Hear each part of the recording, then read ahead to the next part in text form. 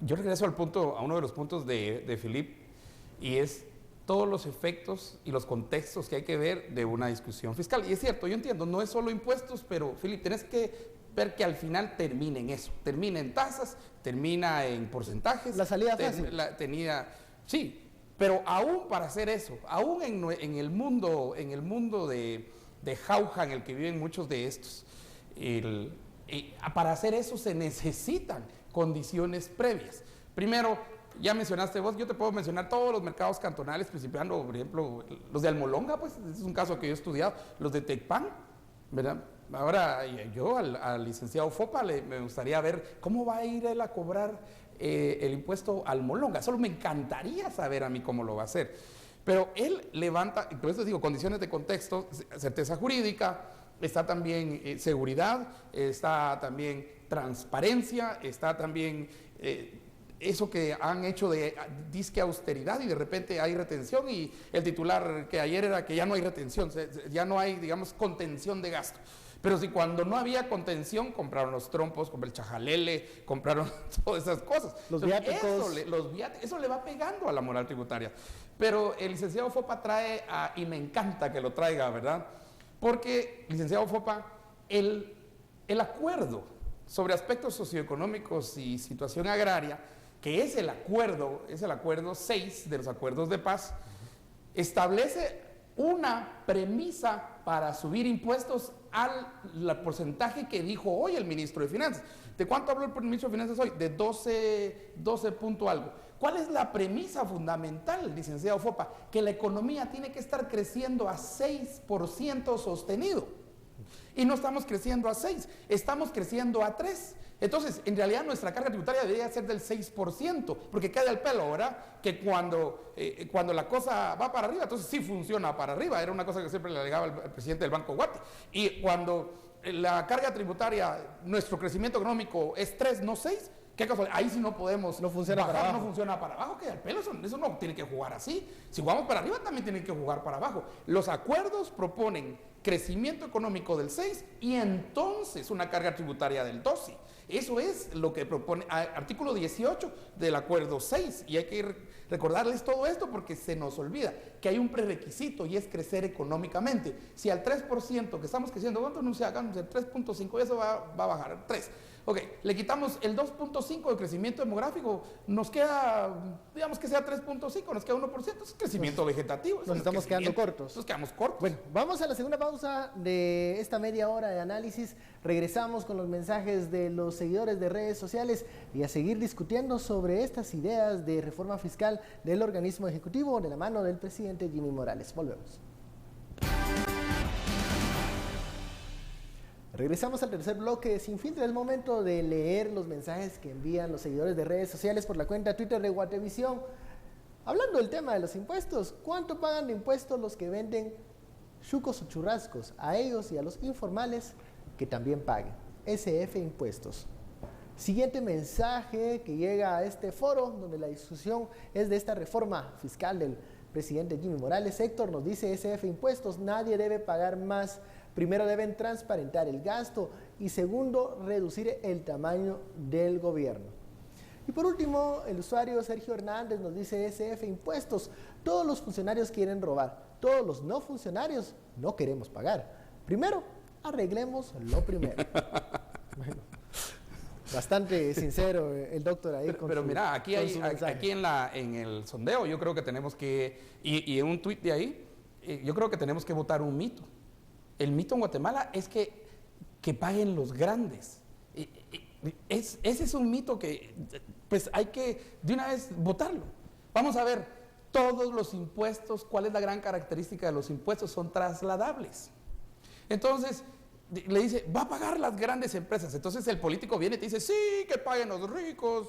Yo, Robin Hood, le voy a quitar a los ricos para los pobres. Ese es el mensaje. Y se lo traslada al consumidor entonces, al final. él se vuelve trasladador. Lo que sucede es que cuando le subís a este le traslada al siguiente, y el siguiente al siguiente, y el siguiente al siguiente, y el último que no, usted, televidente, el consumidor, ¿a quién se lo va a trasladar? ¿Al chucho de la casa, o al loro, o al gato? ¿A quién le va a trasladar usted? Usted es el último. O sea que al final los impuestos los termina pagando el consumidor.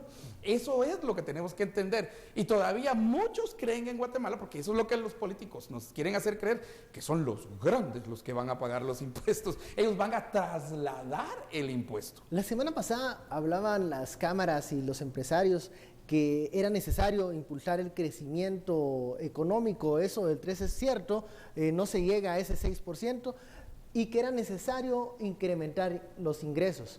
Si dejamos al margen el tema de impuestos, se hablan de regalías acá, de incrementar regalías para la industria extractiva. ¿Realmente es algo que va a ser sustentable? ¿Va a variar en algo? ¿Cómo se puede generar otra serie de ingresos con medidas de transparencia que no sea el tema ni del IVA ni del ISR? Es que, a ver, el tema de los impuestos específicos, el problema de los impuestos específicos es que tiene un universo muy limitado. Si vemos cuánto se recauda por concepto de regalías mineras, de acuerdo al último presupuesto, estaba en alrededor de 125 millones de quetzales. Eso quiere decir, y supongamos en condiciones ceteris paribus, que se sube de 1 a 10, se va a subir de 125 a 1.250 millones de quetzales. Condiciones ceteris paribus porque depende del precio internacional, depende de la producción anual, pero haciendo la construcción aritmética. Entonces, es un aumento de un poquito más de 1.000 millones. No alcanza para cerrar la brecha. Lo que se perdió por recaudación de IVA después de la reforma fiscal del año 2012 rondó entre los 2.000 y 3.000 millones de quetzales anuales. Es decir, el efecto de regresar la planilla puede tener 3 veces más recaudación o más impacto que los impuestos específicos. ¿Por qué? Por lo que mencionábamos. Esto es un tema de base tributaria. La planilla hay que verla como un mecanismo en la que el ciudadano se vuelve un brazo operativo de la SAT, porque el ciudadano, ante la opción de decir, bueno, voy a comprar a un negocio informal o voy a comprar un negocio formal que me da factura, yo le veo utilidad al comprar en el formal porque recibo una factura que la puedo presentar en mi planilla que me va a servir para deducir ISR. Entonces, yo contribuyente o yo consumidor me vuelvo un órgano de fiscalización de SAT. Al quitar la planilla, el ciudadano ya no tenía, el consumidor no tenía ese incentivo, entonces se iba con el informal. Entonces, ¿qué pasó? Se redujo la cantidad de contribuyentes que efectivamente aportaban al pastel en términos de IVA. Eso hay que resolverlo. Y el último punto, Estuardo ya mencionaba cómo existe un efecto económico del traslado del impuesto. Pero también, si nos vamos al análisis de la OCDE, es que en términos de tasas, lo que en Guatemala pagamos en tasas fiscales está más o menos en el mismo rango de lo que se paga en los países desarrollados. ¿Cuál es la diferencia? Suiza, lo que hablamos la semana pasada es que aquí el ISR se concentra sobre 700,000 NITs.